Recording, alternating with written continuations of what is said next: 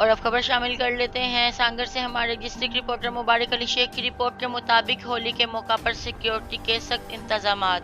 S S P سانگر کا D C سانگر کے ہمراہ شہر کے مندروں کا تفصیلی دورہ، سیکیورٹی کے انتظامات کا جائزہ، ہندو برادری کے اراکین سے ملاقات، ہولی کی مبارکباد پیش کی۔ تفصیل کے مطابق ایس ایس پی سانگر اعجاز احمد شیخ نے ڈی سی سانگر عمران الحسن خواجہ کے ہمراہ شہر کے گرو نانک مندر اور گردوارہ گرو گوبند سنگھ مندر سمیت مختلف مندروں کا دورہ کر کے سیکیورٹی کے انتظامات کا جائزہ۔ راجیش کمار اور شیخ سریش کمار کے علاوہ مندروں کی انتظامی کمیٹیوں کے عہدیداران اور اراکین نے استقبال کیا۔ اس موقع پر ایس ایس پی سانگر اور ڈی سی سانگر نے کیک کاٹ کر ہولی کی مبارکباد پیش کی۔